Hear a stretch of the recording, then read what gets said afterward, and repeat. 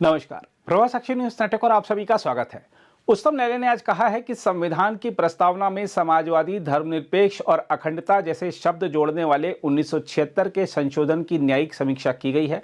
हम आपको बता दें कि प्रधान न्यायाधीश संजीव खन्ना और न्यायमूर्ति संजय कुमार की पीठ ने वरिष्ठ अधिवक्ता अश्विनी उपाध्याय, पूर्व राज्यसभा सदस्य सुब्रमण्यम स्वामी, अधिवक्ता विष्णु शंकर जैन और अन्य की उन याचिकाओं पर अपना फैसला सुरक्षित रख लिया जिनमें संविधान की प्रस्तावना में समाजवादी और धर्मनिरपेक्ष शब्दों को शामिल किए जाने को चुनौती दी गई थी।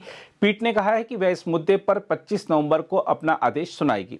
उल्लेखनीय है कि समाजवादी, धर्मनिरपेक्ष और अखंडता शब्दों को 1976 में इंदिरा गांधी के नेतृत्व वाली सरकार द्वारा पेश किए गए 42वें संविधान संशोधन के तहत संविधान की प्रस्तावना में शामिल किया गया था।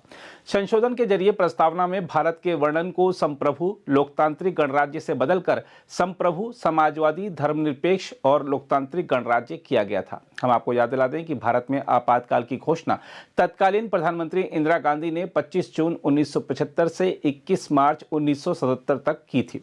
सुनवाई के दौरान याचिकाकर्ता अधिवक्ता अश्विनी उपाध्याय ने कहा कि वह समाजवाद और धर्मनिरपेक्षता की अवधारणाओं के खिलाफ नहीं है, लेकिन प्रस्तावना में इन्हें शामिल किए जाने का विरोध करते हैं। अश्विनी उपाध्याय ने न्यायालय से अटॉर्नी जनरल और सॉलिसिटर जनरल के विचार सुनने का आग्रह करते हुए दलील दी कि 42वें संशोधन को राज्यों द्वारा अनुमोदित नहीं किया गया। हम आपको याद दिला दें कि उच्चतम न्यायालय ने 21 अक्टूबर को कहा था कि धर्मनिरपेक्षता को सदैव भारतीय संविधान के मूल ढांचे का अभिन्न अंग माना गया है तथा समाजवादी और धर्मनिरपेक्ष शब्दों को पश्चिमी अवधारणा की तरह नहीं माना जाना चाहिए।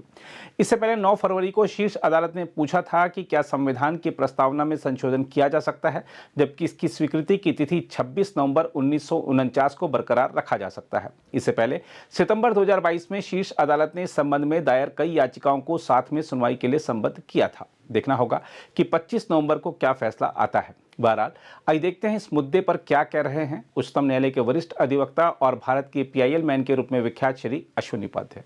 1976 में इमरजेंसी के दौरान प्रियम्बल में सोशलिस्ट और सेकुलर शब्द जोड़ा गया था, उसको हमने सुप्रीम कोर्ट में चैलेंज किया हुआ है और आज उसी मामले पे सुप्रीम कोर्ट में सुनवाई हुई। मैंने माननीय सुप्रीम कोर्ट को बताया कि संविधान का जो प्रियम्बल है ये 1 दिन में या 2 दिन या 3 दिन में डिसाइड नहीं हुआ था, 7 दिन इसके ऊपर बहस हुई थी, उसके बाद ये प्रियम्बल फाइनलाइज हुआ था। मैंने माननीय सुप्रीम कोर्ट को ये भी बताया कि जब ये संविधान का प्रियम्बल चर्चा हो रही थी, जब इसके ऊपर डिस्कशन हो रहा था, तो बाकायदा प्रस्ताव आया था इसमें सेकुलर शब्द जोड़ने के लिए, लेकिन संविधान सभा ने रिजेक्ट कर दिया था।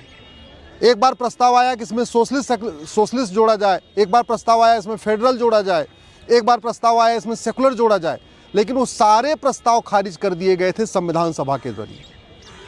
और 1976 में जब 2 नवंबर 1976 को ये संविधान में जोड़ा गया है, उस समय देश में आपातकाल लगा हुआ था। सारे लीडर ऑफ अपोजिशन या तो जेल में थे या तो विदेश चले गए थे डर के मारे। मीडिया का बिजली पानी का कनेक्शन कटा हुआ था और उस समय बिना किसी चर्चा के इसको पास कर दिया गया।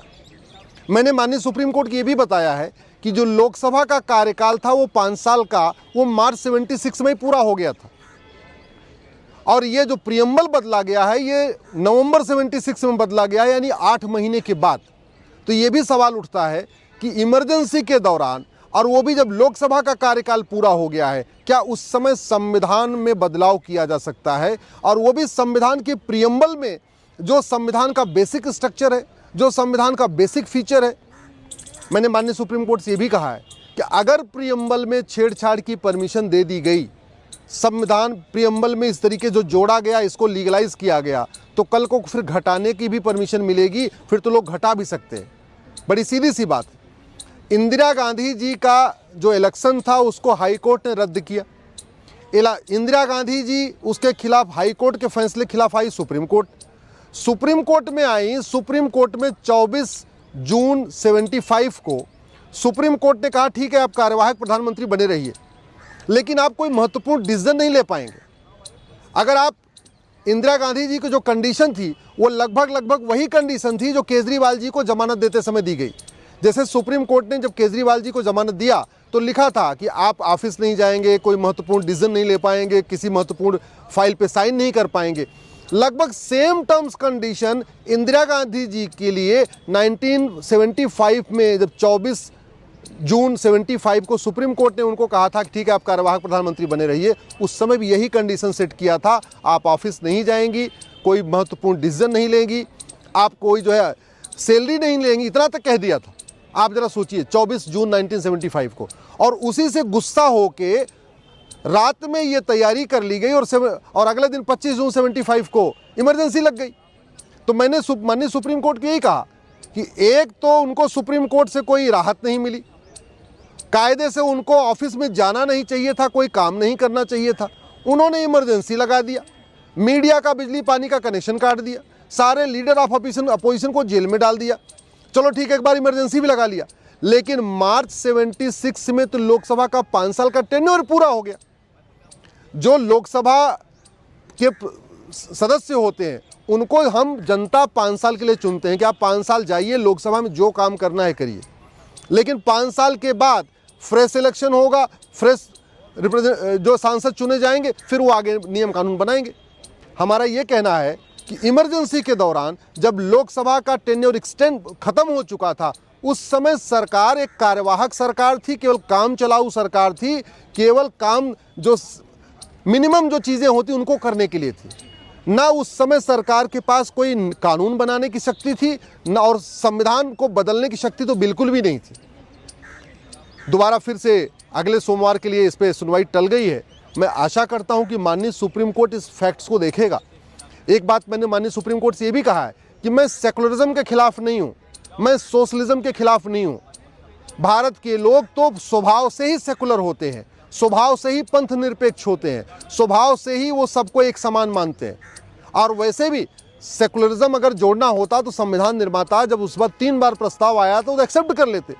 डॉक्टर अंबेडकर ने इसका विरोध किया, अलादी कृष्णा अय्यर ने विरोध किया, बहुत सारे लोगों ने इसका विरोध किया, तो उस समय नहीं आया और फिर 76 में जोड़ दिया। मैंने माननीय सुप्रीम कोर्ट से ये भी कहा है कि प्रियम्बल में जो जोड़ा गया सोशलिस्ट और सेकुलर वो 76 में, लेकिन प्रियम्बल में जो डेट पड़ी है वो आज भी 26 नवंबर 1949 पड़ी है, डेट तक नहीं बदली गई है। दूसरा, प्रियम्बल जो बनाया गया वो संविधान सभा के द्वारा बनाया गया, आज भी प्रियम्बल में लिखा है कंस्टिट्यूएंट असेंबली, तो 76 में कंस्टिट्यूएंट असेंबली थी ही नहीं, 76 में सेकुलर जोड़ा गया और डेट आज भी 1949 की पड़ रही है। और सबसे इम्पॉर्टेंट, अगर इसको ऐसे कंटिन्यू करने का अनुमति मिल गई तो कल को आने वाले टाइम में और कोई प्रधानमंत्री देश में इमरजेंसी लगा देगा और इमरजेंसी लगा के प्रियम्बल से सेकुलर भी हटा देगा, या प्रियम्बल में शरिया भी जोड़ देगा, या प्रियम्बल से जस्टिस निकाल देगा, या प्रियम्बल से इक्वलिटी निकाल देगा। अगर इस तरीके से प्रियम्बल से छेड़छाड़ करने की परमिशन मिली तो आने वाले टाइम में अच्छा नहीं है।